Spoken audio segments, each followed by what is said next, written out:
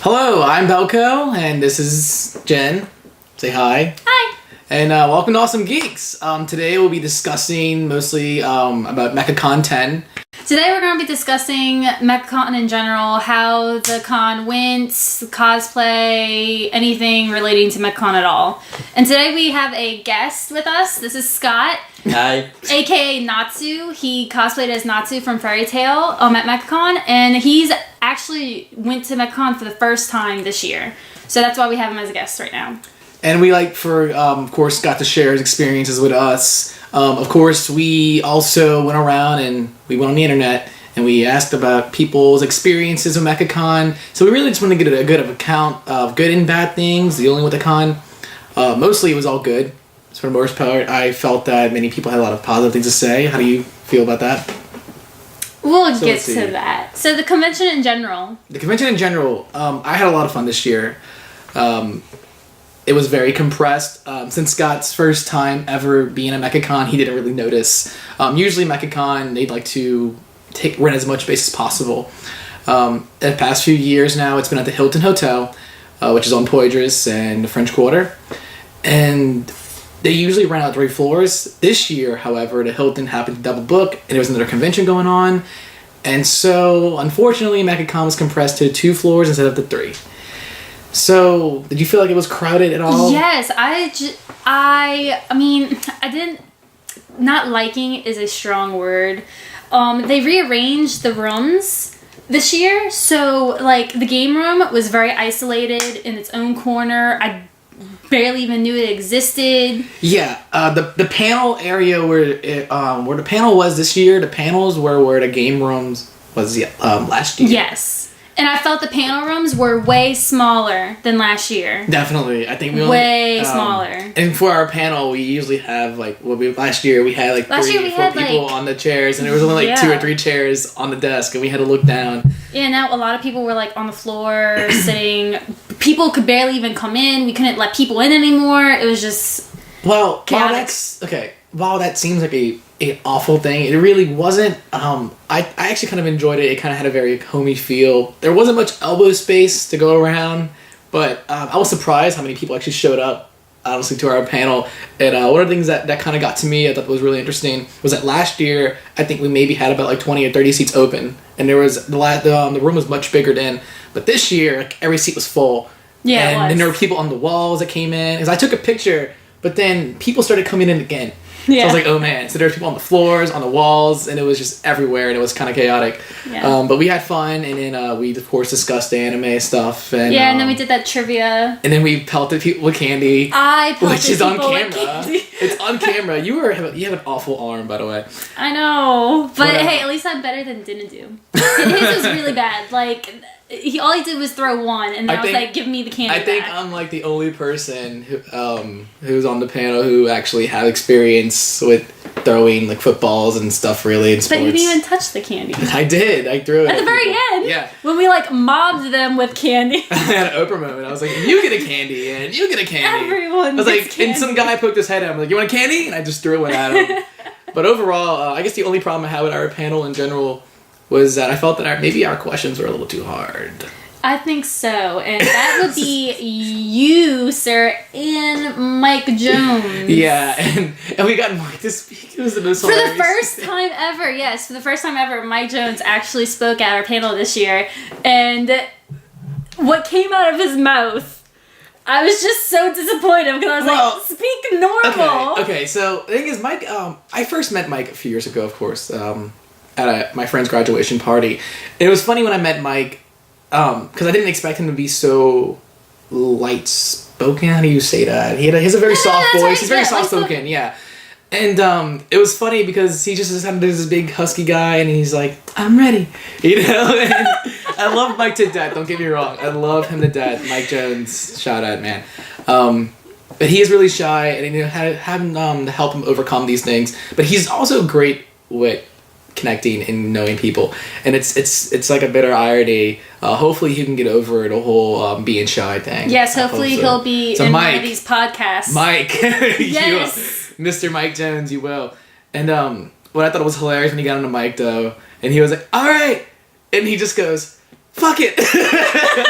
That was the funniest thing ever. So I guess since we're talking about our panel this year, would you like to discuss what we have planned for next year? Yes and no. Part of it's going to be a secret. Part of it that's not going to be a secret. I like the title that I came with, by the way. I kind of want to change it. I know Scott here will enjoy the title. I'm a big fan of the movie The Godfather.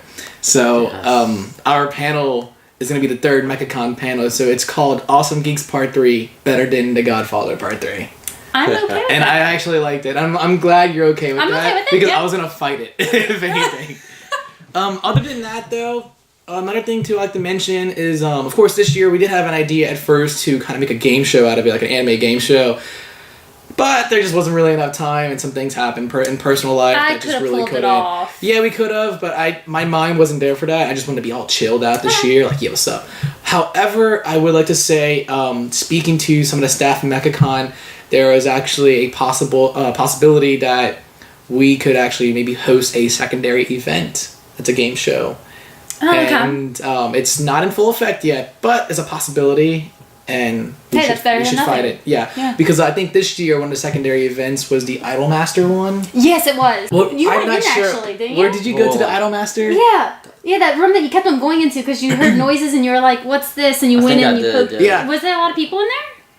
Mm-hmm. I could imagine. Okay. I didn't know. So, but there's a possibility that we could actually have a secondary event like that, but that's not going to conflict with our panel. Yeah. The panel's going to be a whole different thing. As far as that goes, I know I personally want to do 2 panels for other reasons.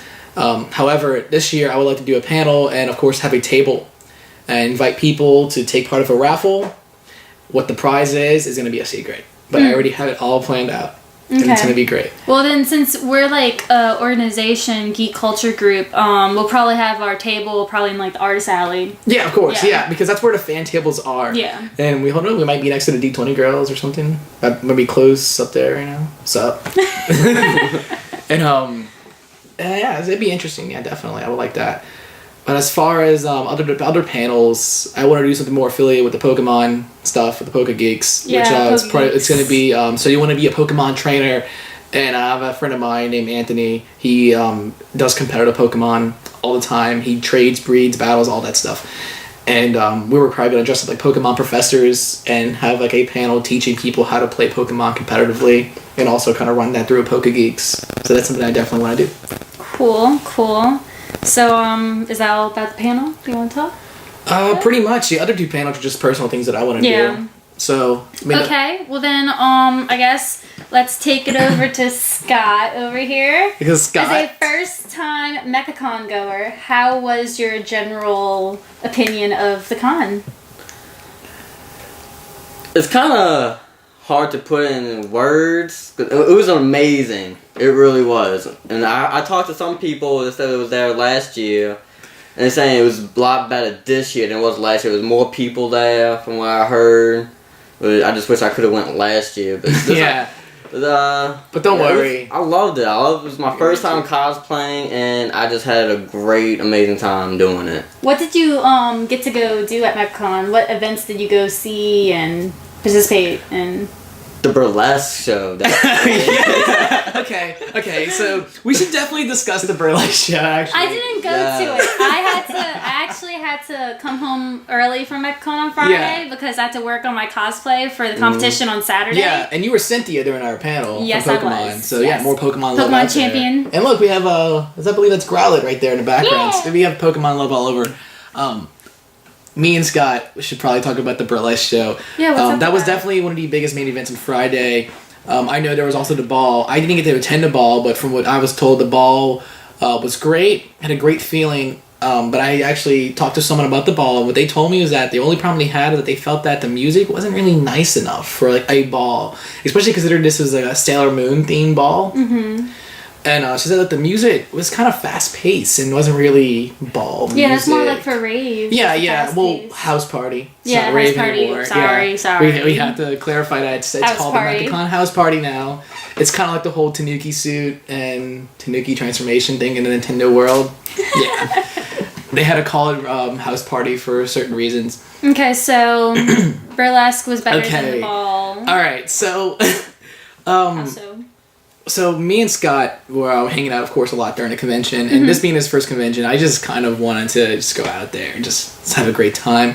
So, of course, if you saw the guy I was with, he had a big green mohawk. Me and him were hanging out the entire time, and we brought him up with Scott, and Scott was Natsu. And it was funny. First thing, actually, I want to say, though, is when you were cosplaying, did you kind of feel like a star?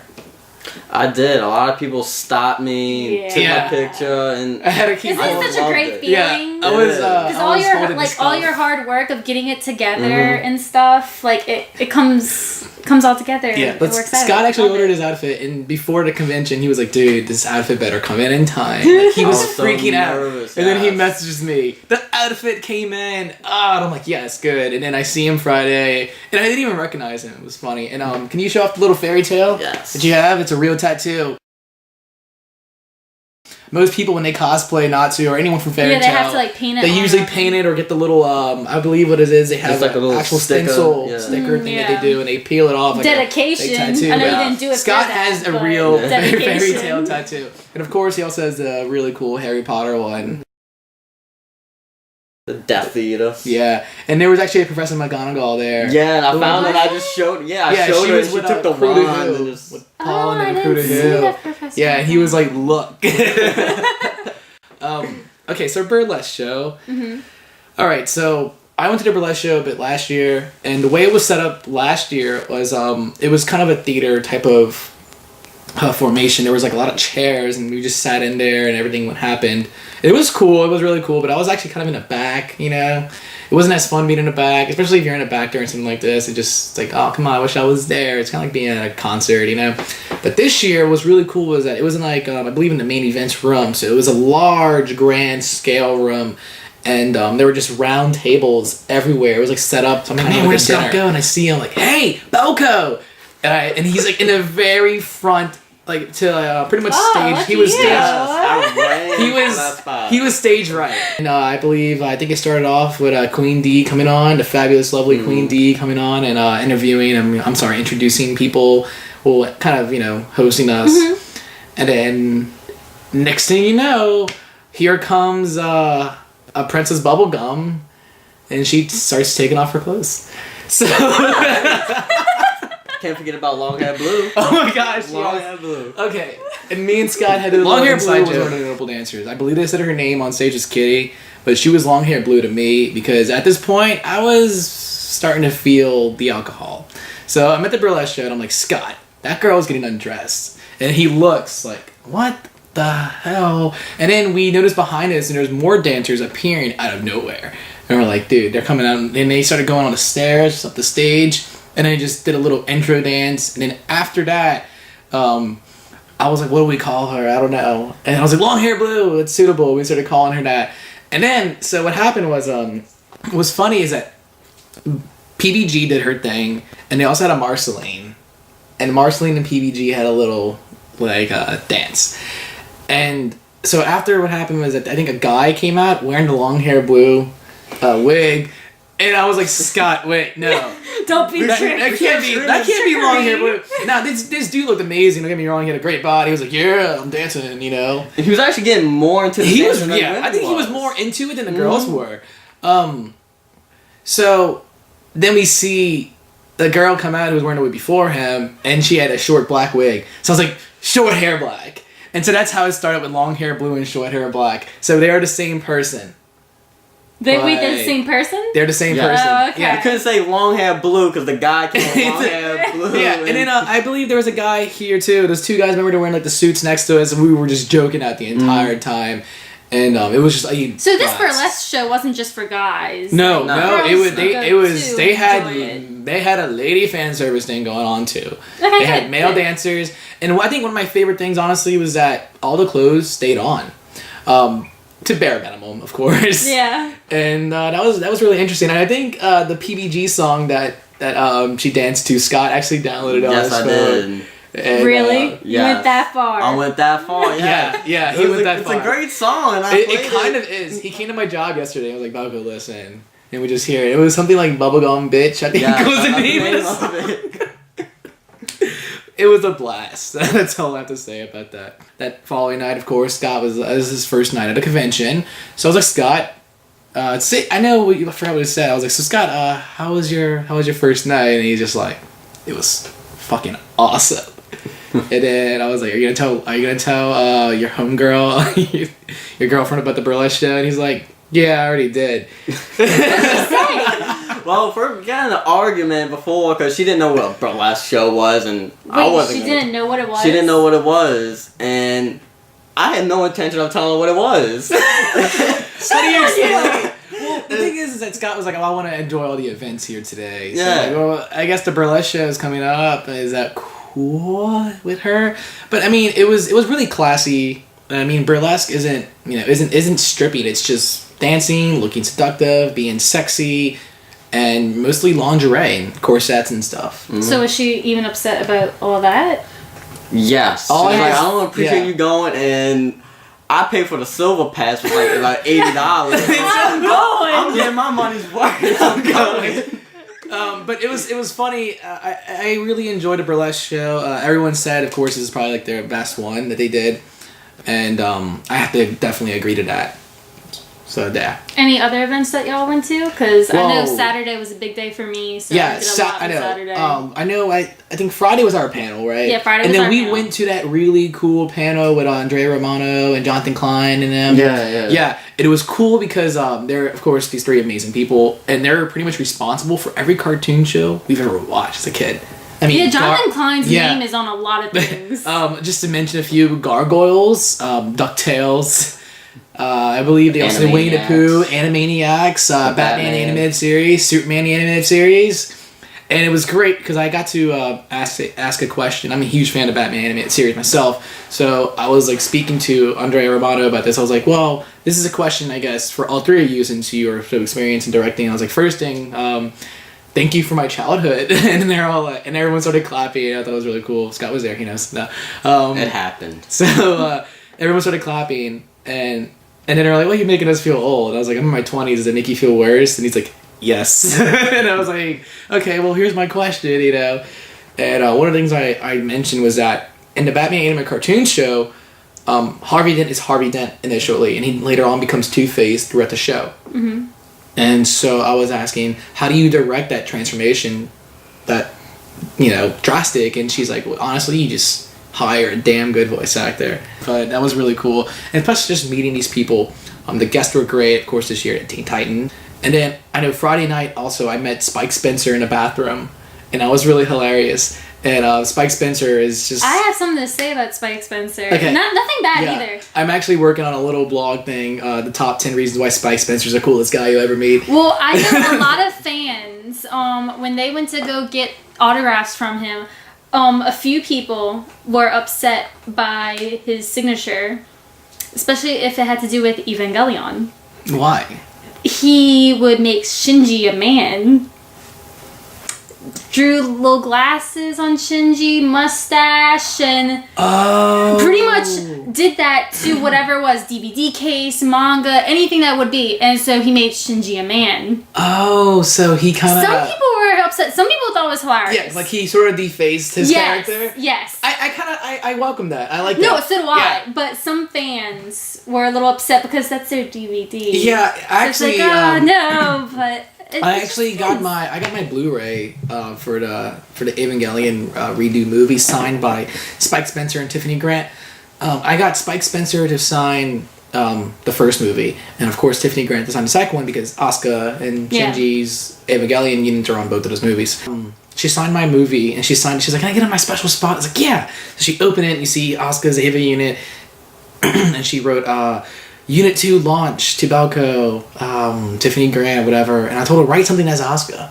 So she writes, I'm Asuka, bitch, on it. And I thought that was the coolest thing in the world. And then meeting Spike Spencer, I went to like all of his panels, and this guy was the man. And he signed my my movie, the first one with Shinji on the cover, his Eva unit on the cover. When he did it though, I was like, okay, just sign it something as Shinji. And I showed him Tiffany Grant's autograph, so he's like, okay, I'm gonna sign it as Shinji. Something Shinji would say to Asuka. Yeah. So he wrote, I want to bitch slap Asuka. And I was like, yes, that was the greatest thing ever. And after I got everything signed, I took a photo with him, and just, this guy's the man. Everyone needs to meet him. Like, he signs for free, and I love what he said. People are like, "You signed for free?" It's like, "Yeah, sign for free." Wait, so he was free? Yes. Spike's mentor, Tiffany Grant, signed for free completely. And and Spike's mentor was all like, "Come on, I'm not that good, you know? I'm signed for free." And he was like, "Oh," and you know what he said? He was like, "I was signed." He's like, "I was signed, he's like, yeah, I'll ask for money when I'm dead." And I was like, oh.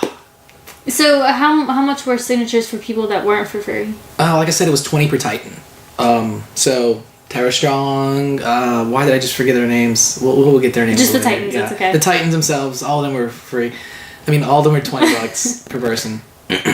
And that was great and all. I guess one of the only problems I had was that I was just kind of short on cash. Yeah. And I was like, man, I really want their autographs and signatures. And to get the full Titan cast, I mean, exactly. That costs a lot of money. Then $100, yeah, you know, which is cool and all. I understand, I respect that as an agency and how it works, but it's one of those things where I was like, man, do I buy this or do I do that? And I really just wanted to buy figures for the deal. Let's talk about Saturday, and I want you to mention your Saturday experience because you cosplayed. Yes. And you were in the competition. All day. Exhausting. So let's move on to the cosplay competition now. Oh gosh. There was a lot of mixed reviews I found. So many mixed reviews. Now I just want to say, first of all, of course, the fabulous Queen D. Why is Queen D so fabulous? Oh man, if you would have saw Queen D at the burlesque show, Queen D got down. No, not even. You should see Queen D at his panel. Yeah, he too is much information. Hilarious. Queen D. I stepped in for that for about 5-10 minutes or so, and I was like, yes. So funny. But the cosplay competition always hosted by the fabulous, like I said, Queen D. Mm-hmm. And of course, they had the cosplay judges this year. They had Twin Fools and Nova. And if you guys are familiar with Ruffle Butt, before I believe she was Anime Angel, believe it or not, she's actually from Chalmette, Louisiana. Yes, she is. Yeah. And so she's from here. And it was cool. I loved at the competition. She was like, yeah, I'm from Chalmette, guys. And so she was just representing New Orleans and the whole area. And I thought that was really cool. But as far as the cosplay competition goes, of course, they had the opening segment, opening skit before everything goes down. And of course, it was like 10 years of Mechacon, and that was great. I thought that was amazing how they just integrated all that. And out of nowhere, you just hear the TARDIS sound from Doctor Who. And then it's like, what's going on here? And everyone starts like cheering. And then I know Queen D was on stage, one of the Mechacon mascots. Of course, you know Z and Jet, right? That's their names. Jet, yeah. And there was a cosplayer, I believe, who was a doctor. He was actually cosplaying as 11.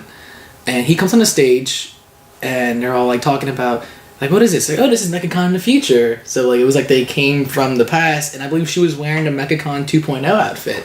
Oh, okay. And so it was interesting how they integrated that, and then so it got really real and silent after a while because it got to a point where like our doctor's like, look, this is he was talking to Queen D, and I know he was talking to the mascot as well. He was like, look, this is really important. All right, I need you to hear me out on this. We need to convince her. To convince the CEOs of Mechacon to continue this because starting off in Mechacon, it was hard for them, The second year though was the year after Katrina, and they're like, how do we risk this, And so they talked about that, and they're like, they're on the fence now because of the hurricane, how devastated everyone's homes, and so everything just got silent. Yeah, usually Katrina's a serious subject. Yeah, exactly. And usually people are very, very talkative during these skits, and laughing and playing, and then you just hear like the music from like the show playing, and then he's like, we need you to convince them, to make sure everyone will have Mechacon for the next few years, and make sure all this will happen. It's like, and if you don't, all this will disappear. And then I hear people in the crowd like, oh my god, what if it disappeared right now? Oh man, what if we were just dissipated? What if we're gone? Even I had the feeling, like, is this real? Like, what's going on? It felt so real. It was so intense, and it felt like a Doctor Who episode. That was the best part about it. And so after a while, we just got everyone to, everyone's like, yeah, cheering, like, convince her to do Mechacon again. And so I started cheering, they all go off the stage. And then while she was portraying the mascot from Mechacon 2.0, we have, all you see is her come out, and she's in like a new outfit or whatever. And the best moment is she's like, wait, I just saw you haven't met me, what's going on? And then she just goes, shh, spoilers. And I was like, oh, and everyone just started laughing. See, that's what I kind of miss with the competition is that I'm involved in the competition. So you don't get to see. I don't get to see the opening. Yeah. I don't get to see anything. Yeah, it was intense. All I hear is like the crowd. So I'm like, oh, something good just happened because like the crowd's going crazy. And I think the best moment of that was like, I don't know, Queen D kind of started crying a bit. Like she got sentimental. Well, and not only do you have Mechacon 10 as the theme, but the competition also had a new concept as the children's. Oh yes, the kids. Children's competition. The kids competition, but just to think, could you imagine if this were kind of real, and Mechacon didn't happen? There's so many people whose lives kind of revolve around these events. Mine, I live for it, and I'm pretty sure you guys do now. Yeah. That's my opportunity to cosplay. So it's one of those things where, can you imagine if this didn't happen? Like, where would we be right now? Would we be making this video? You see? So it's one of those things. It's very timey-wimey. Yeah. And so going on with the competition, it was great how they introduced all the kid cosplayers. And these kids were cool. And I believe that the Honey from Oregon High School Host Club. I actually have a picture. They're so cute. I love Honey Senpai. And of course, I know the Link took it. They had some really good kids. And made me want to put my nieces and my nephew into this now. Yeah. And then I believe they segmented or segregated. What was it? I believe it was like expert and it was novice and advanced.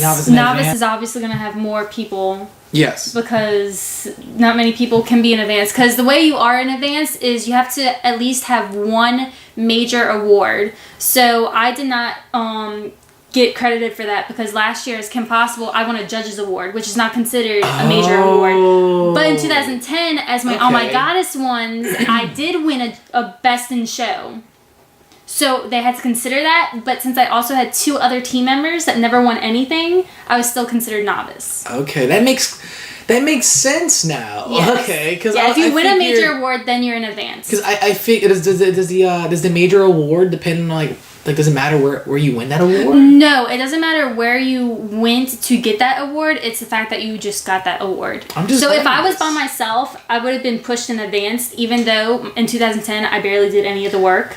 That's really interesting. I never knew that. Yeah, it was kind of a scary moment for me because I was like, I'm not advanced, I promise. I feel like I guess that's like the fine line between advanced and novice. I felt like there was a lot of people in novice who really had what it took. Yeah. No, the competition was tough in novice. And there were so many. I think there was something about like 170 entries this year. Yeah, it was just ridiculous. Insane. The novice competition was so close, so tight. Like, I did Terra and Terra's Slade, and I had a Slade and a Raven with me, and the Raven did Slade's Raven also. Okay. And man, that competition was just so tough.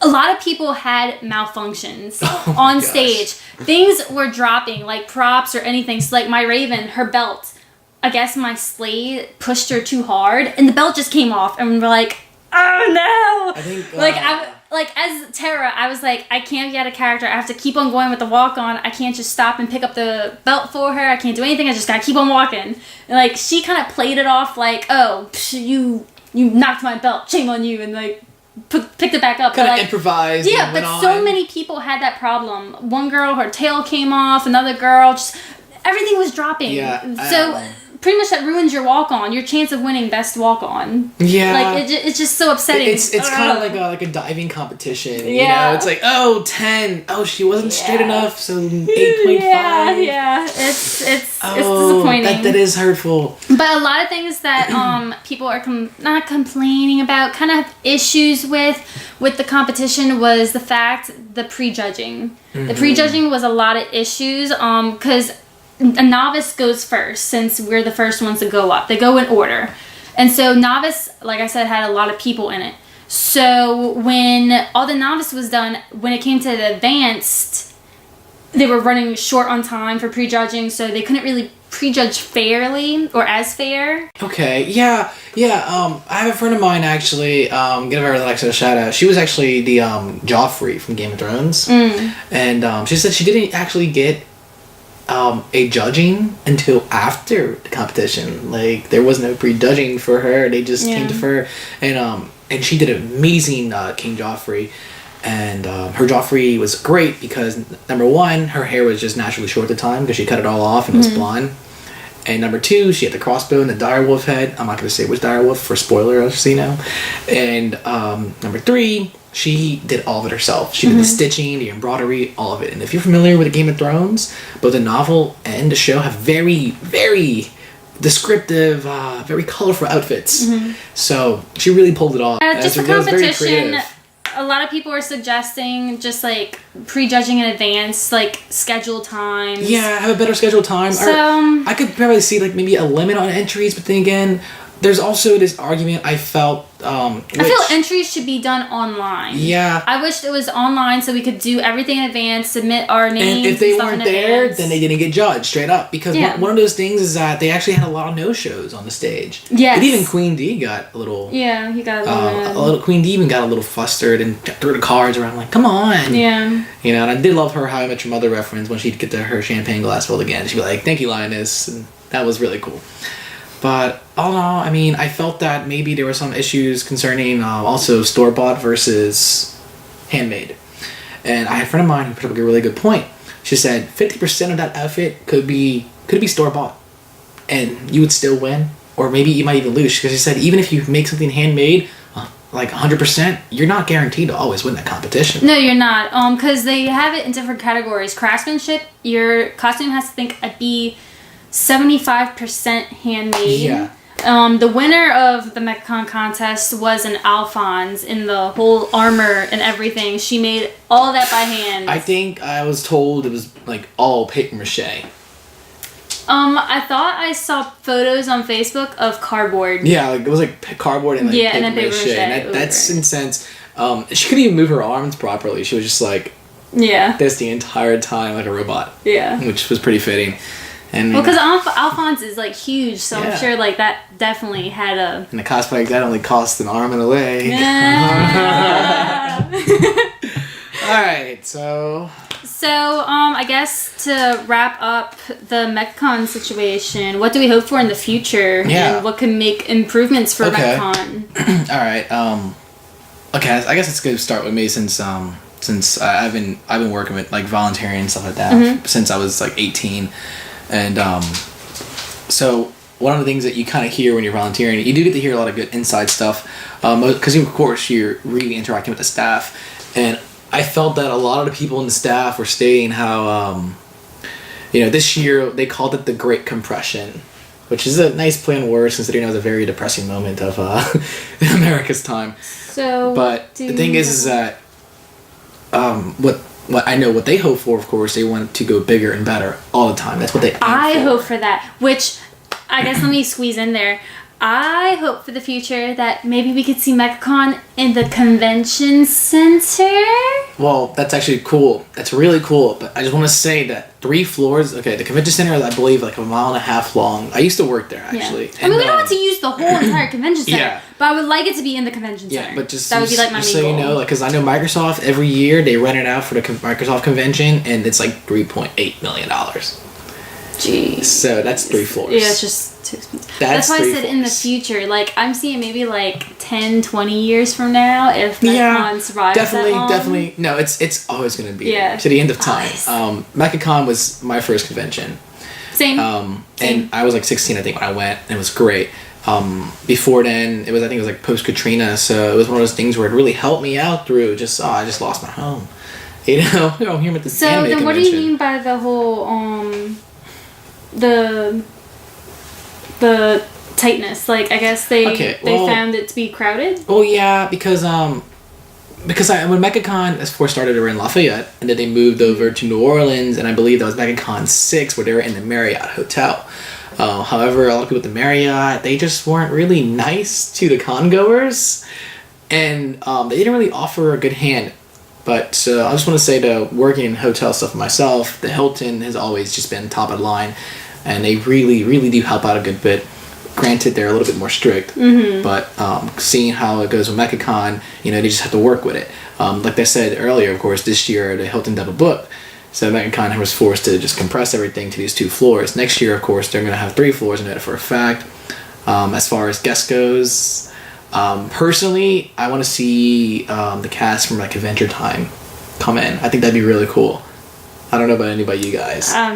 That's something I'd like to see. I know. Ever since guests are required to like get profit from the autographs, because in 2010 there was no like, in 2011 too, there was no. Oh yeah, because last year we had the Power Rangers, so there was. These are the Power Rangers. Yeah, so you paid. So I don't really go to the guests anymore. Really? Because I spend so much money on the cosplay. I don't have money to spend at the actual con. That makes complete sense, of course. But when you look at something like Wizard World, it's just a standard. I guess it's become something I'm used to, having to pay for that, because I like had to pay for William Shatner's autograph. I'm not used to that. I don't go to comic conventions, so I was not used to that. Yeah, I guess there is that fine line, because Mechacon's always been feeling like a local convention. Okay, so Scott, Mechacon was your first convention ever. Wasn't what you expected, I suppose, or was it better than you expected? It was actually better than I expected. I mean, I saw a lot of cosplay. I talked to a lot of them. They heard that they made everything that themselves. Like, I talked to Ruby-chan, who I was hanging out with for Friday and Saturday, and she had a big scythe. Yeah, and there was also a gun. Yeah. And it was all paper mache and cardboard and a cassette tape for the magazine. Yeah, believe it or not, that was her very first time cosplaying. Mm-hmm. Yeah, I know, and she said that was her first prop she ever made. So, do you feel like there was any way that it could have been better for you? For me personally, I wish there was like a fairy tale panel, because I was talking to, I forgot her name, but she was cosplayed as Lucy, and she was saying next year she wants to get like a lot of people cosplaying as Fairy Tail and have a Fairy Tail panel. Yeah, definitely you can set that up. Panels are fun. That experience is great, and it made us feel pretty good. I think you kind of have a very kind of a stardom feel. One thing about panels, about Mechacon, they're always looking for people to help. For them, you're doing them a favor because you're providing content for that convention. They always look for that. See, anything else I can think of? So anything else that can be improved with Mechacon in general? Let's see. As far as accounts go, I've heard mostly positive things. Mm-hmm. I think I've only heard one person so far, so they had trouble with the dealer's room, that there wasn't as much quality this year, but there was more stuff. But that's pretty much about it. Honestly, I felt that everything was set up really well, especially for the struggle they had to go to. The staff busts their ass to make sure everything goes as planned. Of course, when you run events, things don't always go as planned. So they had to work with what they had, and I must say it was very impressive here. Yeah, I really appreciate all their work. Definitely. And for those watching this, of course, man, I just thank you so much for providing such an event for us. The CEO of Mechacon, of course, thank you. That's amazing. That's really all I could think of.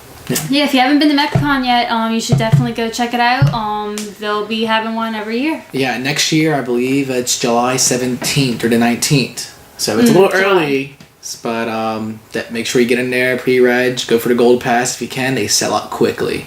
So you better get there. I know, I'm getting the gold pass. You getting the gold pass? Good. First one in for the burlesque show. First one in for the burlesque show. We'll see long hair blue and short hair black again, I'm sure. Oh, definitely in PBG maybe. Yeah. You get a gold pass, you get in first. Yeah, definitely. And other than that, go out, have fun. That's the whole point of it. Alright, so I guess we're done talking about Mechacon. It was a great experience for all of us. I'm Belko, or Metis, of course. Jennifer. I'm Scott. And this is Awesome Geeks. Stay awesome. Stay awesome. Yeah, stay awesome, guys. Bye-bye.